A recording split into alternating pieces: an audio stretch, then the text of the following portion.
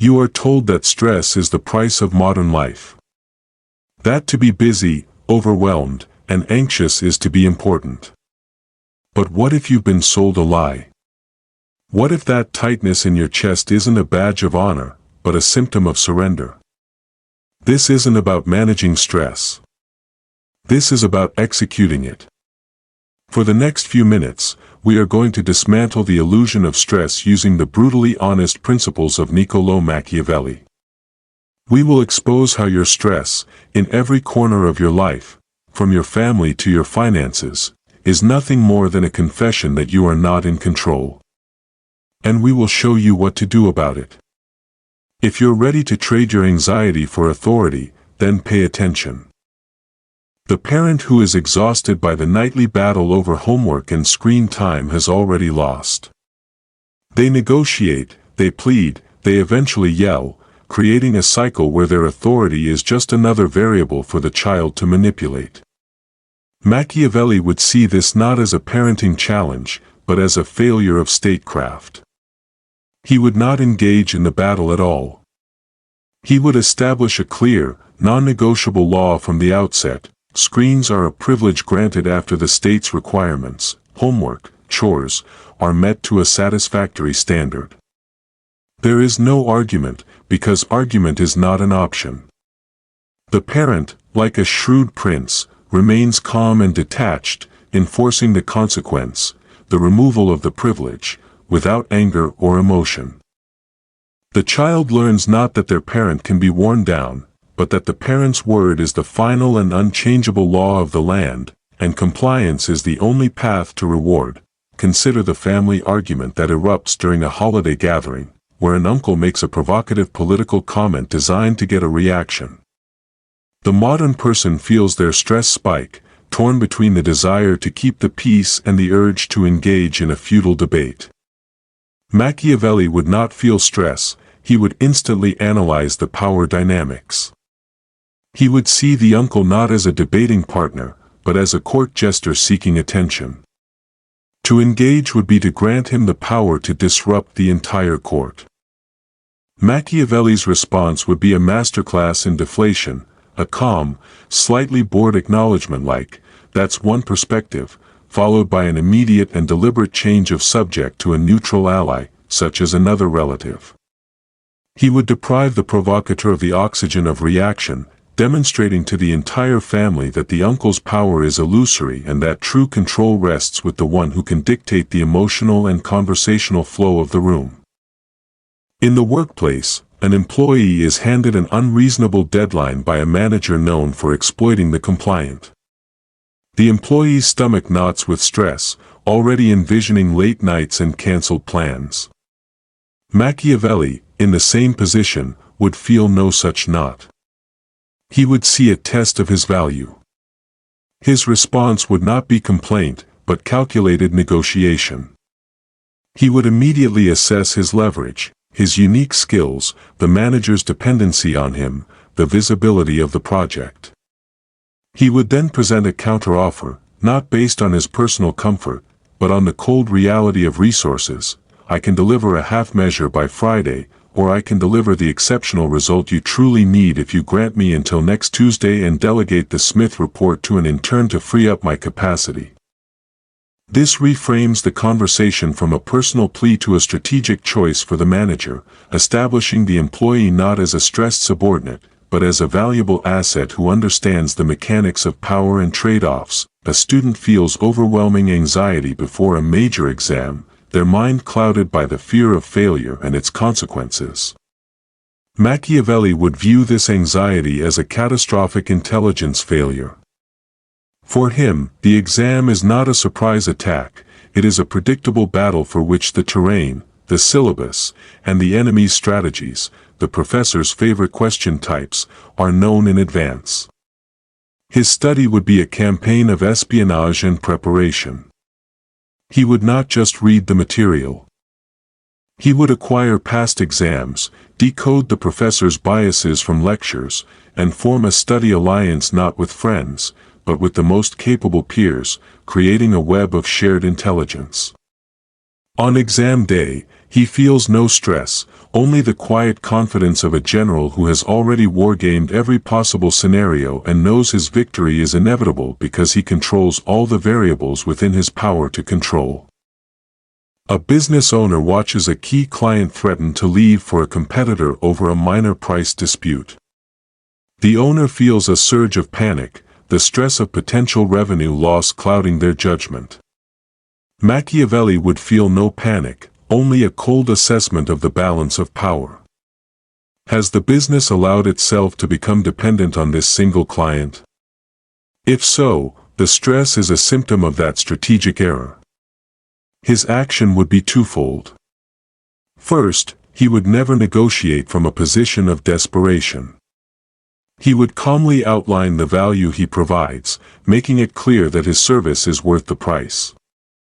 Second, and simultaneously, he would have always been cultivating other potential clients. So that the loss of this one, while undesirable, is not catastrophic. The threat itself would be met not with concession, but with a reaffirmation of his own value, forcing the client to calculate the real cost of leaving. The power remains with the one who is willing to walk away. A couple argues incessantly about finances, a constant low-grade stress of unspoken resentments over spending habits. Machiavelli would find this chaos intolerable. He would not see it as an emotional issue, but as a structural flaw in their shared principality. His solution would be to eliminate the ambiguity that breeds conflict. He would institute a cold, impersonal system, a shared budget, transparent accounts, and a clear allocation for personal discretionary spending for each ruler. The argument is extinguished not through better communication or feelings, but by creating a system where the rules are clear, automatic, and non-negotiable. The stress vanishes because the need for constant, emotional negotiation over every dollar is removed. The law of the budget governs, leaving no room for the insurrection of surprise expenses or secret purchases. An employee is passed over for a promotion in favor of a less competent but more charismatic colleague. The stressed employee complains to trusted coworkers about the unfairness, sinking into bitterness. Machiavelli would never make this error. He would understand that promotions are rarely about competence alone, they are about perception, alliance, and value to the decision-maker. He would not waste energy on stress or complaint, which are signs of powerlessness.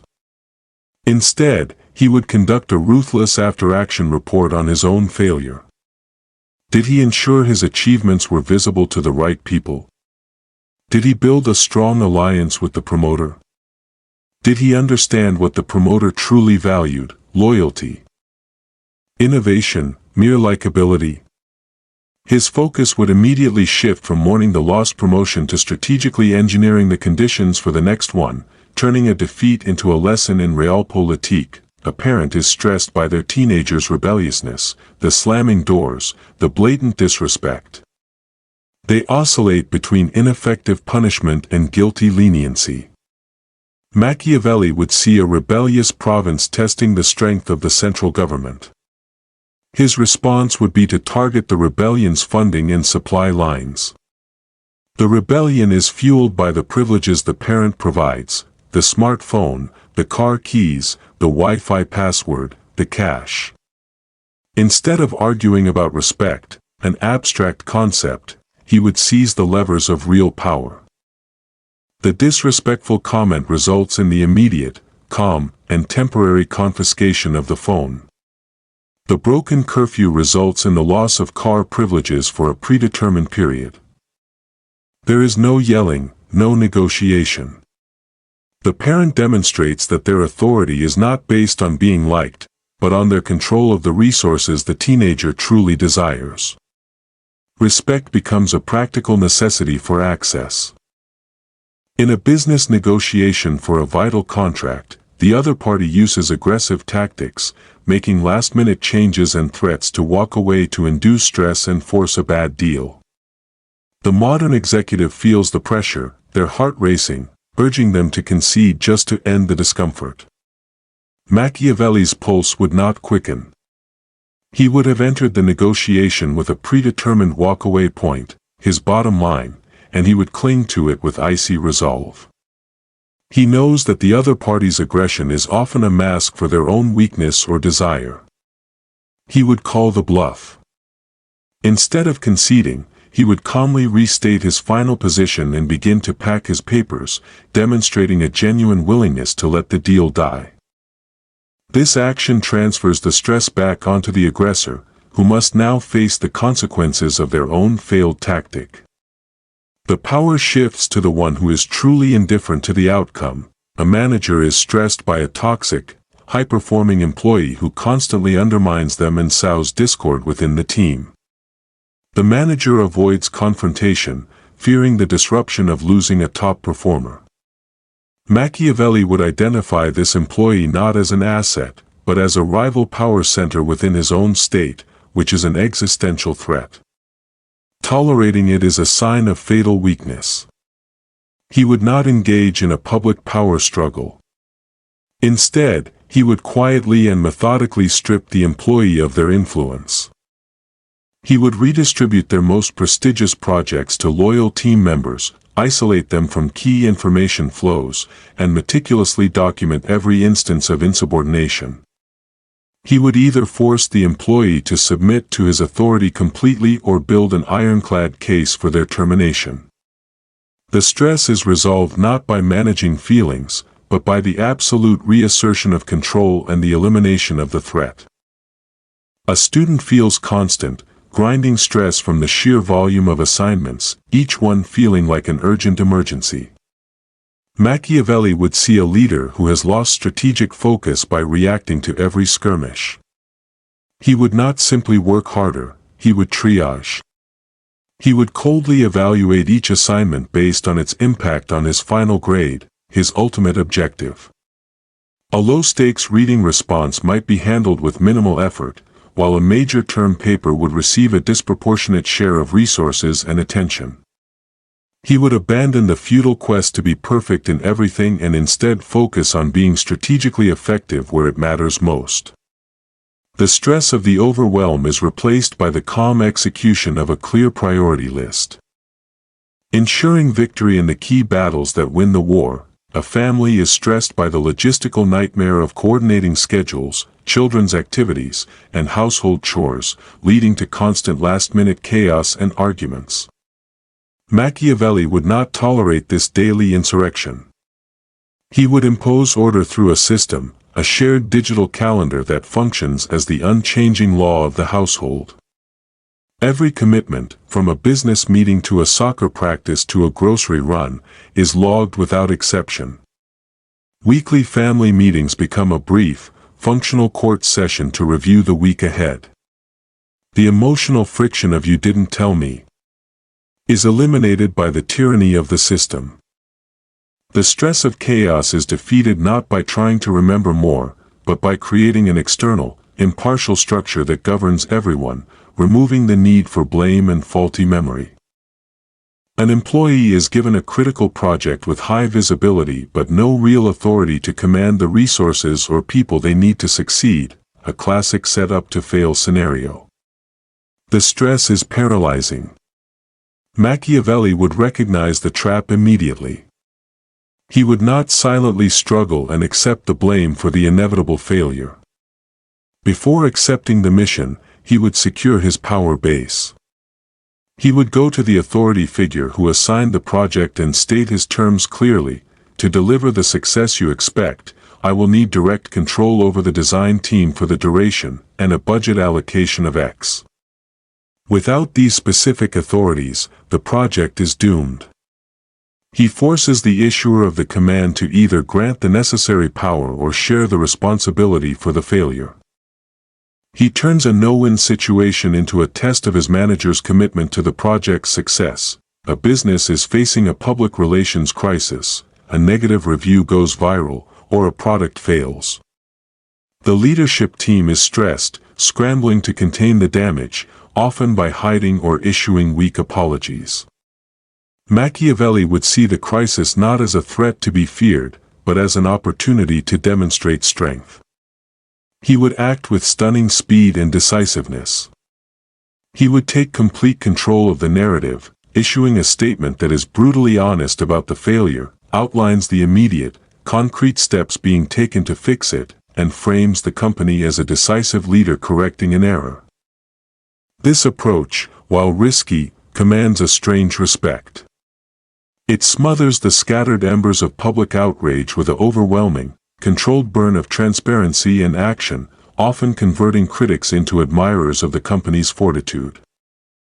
A parent is stressed by their child's lack of motivation in school, watching them choose video games over studying.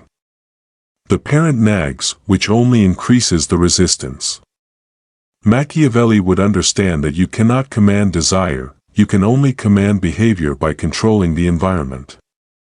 He would make the desired behavior the most pragmatic path to the child's own goals. He would not talk about the abstract value of education. He would create a direct, immediate link. The Wi-Fi password for the day is generated upon my review of your completed homework. No work, no connection. This is not a punishment, it is a simple condition of access. He bypasses the argument over motivation entirely by making the system itself enforce the required behavior. Aligning the child's self-interest with the parent's objectives, a professional is offered a new job with a higher salary but must negotiate the terms. The stress of the negotiation makes them want to accept the first offer to avoid discomfort.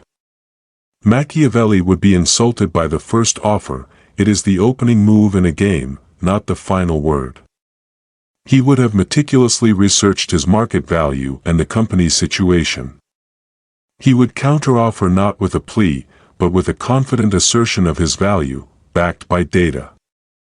He knows that a company that wants him has already invested time and resources, and walking away from a negotiation over a reasonable difference is more costly for them than for him. The stress is replaced by the understanding that negotiation is not a conflict, but a dance where power is demonstrated through the willingness to be undervalued. So, the choice is laid bare. You can continue to wear your stress like a crown of thorns, believing it makes you noble. Or you can decide that today is the day you stop being a subject of your circumstances and start being the ruler of your life. This is not a one-time fix, it is a continuous campaign of vigilance and power. The path to true control is paved with ruthless honesty, and it begins by changing what you feed your mind. If these ideas have challenged you, if you see the need for this kind of ruthless clarity in your own life, then your next strategic move is clear. Subscribe to this channel for more unflinching analysis. Like this video if you are ready to abandon the lie of stress, and share it with one person you know who is still trapped in the chaos, because every strong ruler needs powerful allies. The battle for your peace of mind begins now. Seize it.